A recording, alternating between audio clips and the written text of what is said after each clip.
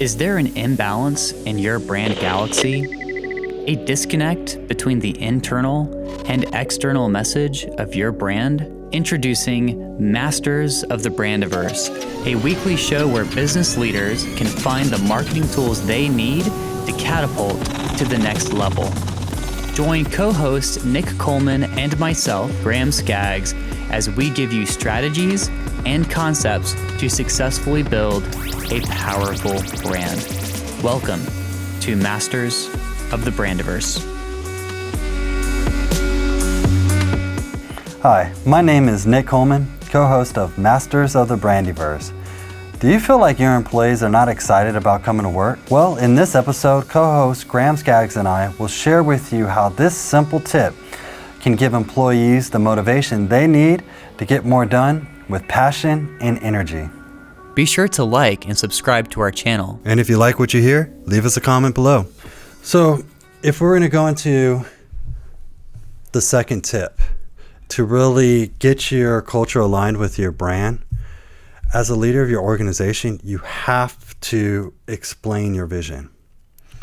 Right? So and what I mean by that is you have to really go into details about your vision and how your team plays a part in creating that vision, how they play a part into the overall story.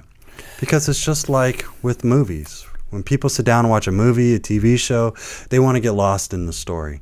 So in this time, people want to work for organizations that are doing something bigger than just making money. I mean, you see this with Gen Xers now. You definitely see this with millennials, and I think millennials have started to influence Gen Xers this way. You know, and you're also seeing it with Gen Zs, right? Yeah. That they want to work for organizations that are actually making an impact on their community. So they're always looking at what's your reputation, what kind of community outreach that you're doing, right? So because they want to be a part of this bigger story, they want to work for a place that they feel like they have a purpose. So as a leader, you have to explain that vision in detail to every single person that's on your team, whether you're onboarding. I would even go as far as saying that you also need to continuously remind your team what your vision is. Now, it doesn't mean you do it every single day, but once a month is really good to just sit down, make sure that everyone's still on board, they understand what their vision is, what your vision is for the business, and at the same time, how they play a part in that vision. Yeah, and that's like very true here at Digital Blue Beagle because, you know, within the first few weeks we started working, we decided that we wanted Digital Blue Beagle to address any problem a small business owner, or maybe not just small business owners, but any kind of problem an entrepreneur or business owner is going to face. And so we spend a lot of time talking about the kind of problems they have, thinking about what would it be like to be in a company that has basically grown past your capacity, and you're trying to solve all these problems, and it's difficult and challenging. And so those are cultural values we have here. And so when we show up to work, we feel like we're helping people solve their problems, and we feel like a greater sense of purpose than just, oh, we're here to collect a paycheck and go home. That's right. Yeah. That's right. Because you hit the nail on the head. So it's like, say if you're a company that wants to end homelessness in your city. Wow. Yeah, that'd be cool. I mean, that's a pretty bold statement, but there needs to be meaning behind it, right? Because that goes into really explaining your vision. So the first challenge I would have for an entrepreneur, someone that's leading an organization, can you write down your vision in just a paragraph? If I was to step in front of you today and I asked you, what's the vision that you have? Can you explain it right off the bat? Right? Yeah. Because you need to have like a deeper meaning. So even though ending homelessness, it's a huge task. It's something that's obviously good for that city. But what's the deeper meaning behind it? What's the reason that got you to want to end homelessness? Because that's what's actually going to get people to galvanize around you. That's what's going to create the type of culture that you want, where people are like, well, we're ending homelessness because, well, Rick, when he was a kid, he lived on the streets his whole life. His mom and his dad were in and out of these jobs. He didn't know he was coming or going, you know, and because of that, he doesn't want any kid to ever experience being homeless again. So going forward, our organization is all about ending homelessness for children, finding places for children so they can actually be productive in society. They can, you see where I'm going with it? So it's like now you have that deeper meaning, and people are wanting to be a part of that story. So you have to know what your vision is, and you have to be able to explain it to your group. Yeah, because if you think about your organization as a business owner, you have, I guess you could say, like, one of your biggest resources is the willpower of your people. And so if you don't, willpower and energy, right? Because so if you have like a really inspiring mission, that's going to up the amount of willpower your people put into their projects. At the same time, if you push your people too hard, they'll burn out.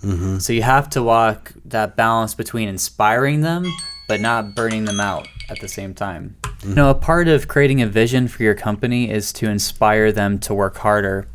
But if you have a culture that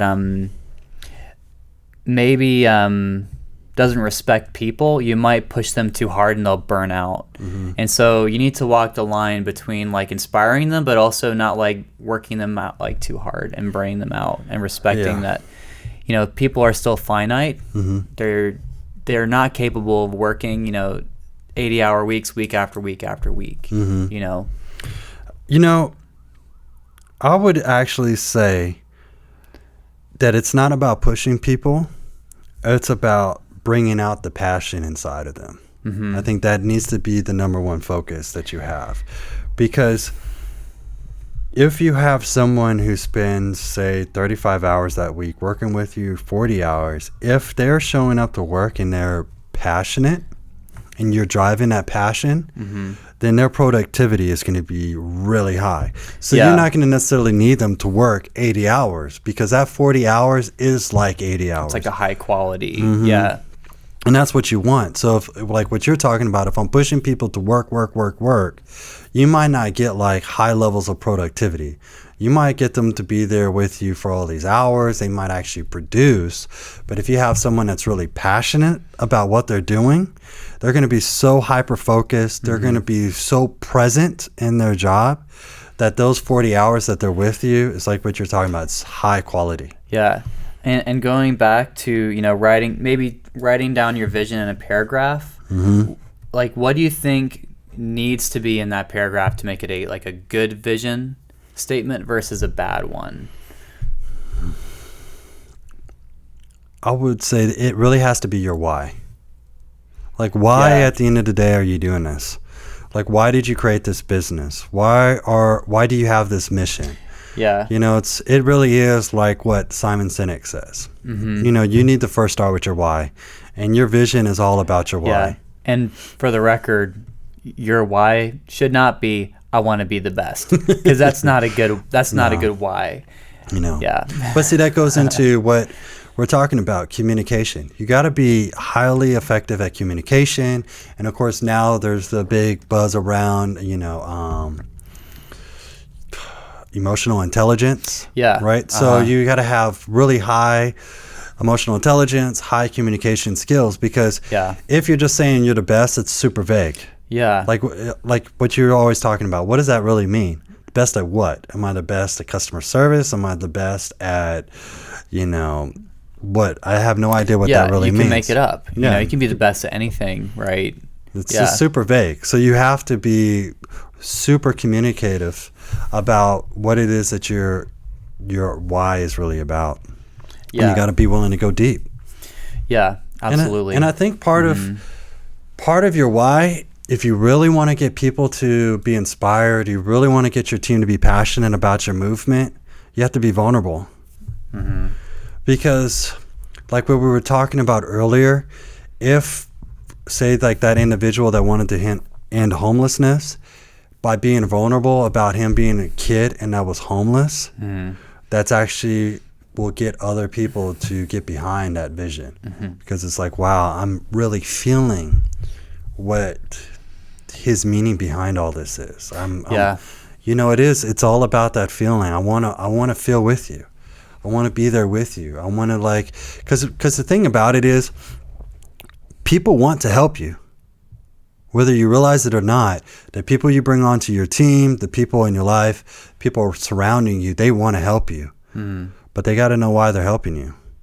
And if they see that you're being vulnerable with your why, you're going to get people that are going to be passionate about what your organization's all about. That's really cool, Nick. I hadn't thought about that. So I like this concept of like what you're saying, like you never assume. Never assume that people know what your vision is. So again, this goes into communication, asking questions. I would encourage you to go to random employees. Hey, do you know why we do what we do? Right.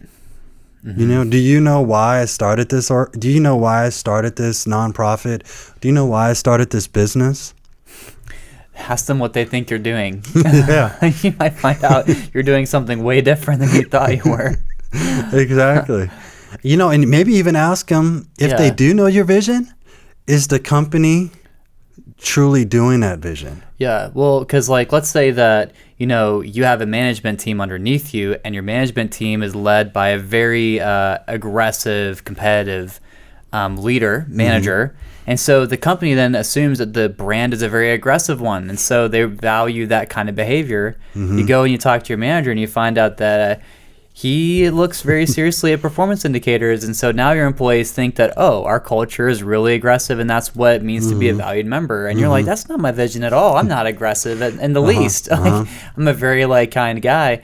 By knowing that those are your values, then you can hire managers and communicate to them, this is the kind of culture I want to create here. We're actually a very patient culture. We do value competition, but we value collaboration over competition. That's right. By the way, you can be a highly competitive culture if that's what your people like. If that's what the kind of environment where you feel comfortable, hire people who, are trying to kind of outdo each other constantly, as long as it's not like a toxic culture, right? So it's about creating a culture that's unique, that's your culture, but that's a healthy culture. That's right. Right. That's right. Because Nick and I aren't trying to say you have to be like this to be a good culture. What we're just saying is you have to communicate what that is exactly and make sure you all are on the same page. Because it's not fair, to be hired into a company and then find out that you guys are going to be comparing numbers constantly. Maybe that's not something he enjoys, right? So he has to know coming into the company that that's going to be a part of the culture,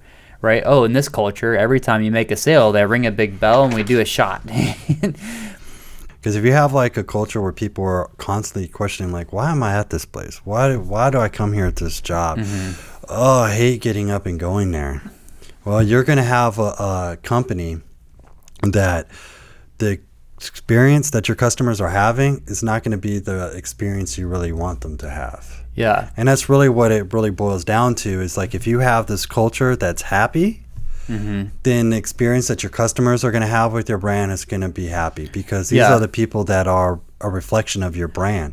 They are your brand ambassadors. A lot of these people are really they're in the front lines.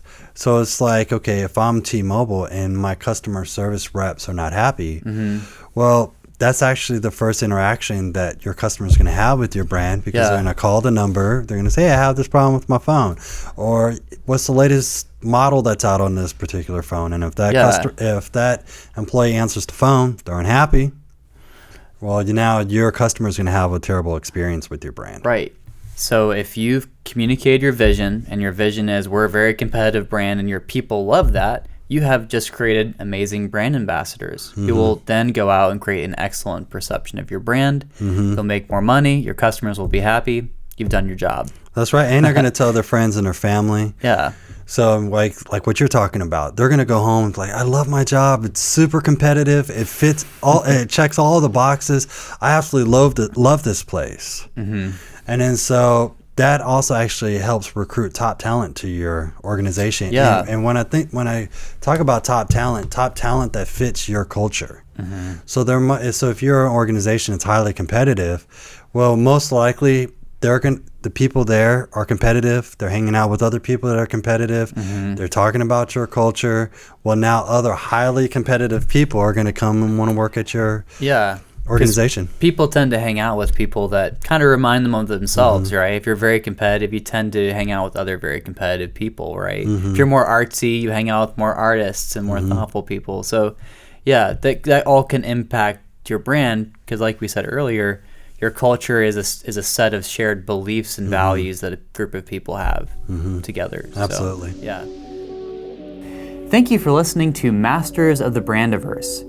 If you like this episode, please subscribe to our channel and hit the like button below. In this episode, we discussed how crafting an inspiring vision statement can keep your vision alive in your culture. We also discussed the need your employees have to feel like they are a part of something bigger. For this reason, it's crucial to tell your employees the part they play in the story of your brand. Join us next week as we go deeper into the Brandiverse. In our next episode, we'll discuss the hidden challenges of brand alignment with your culture and strategies you can use to make your brand more consistent.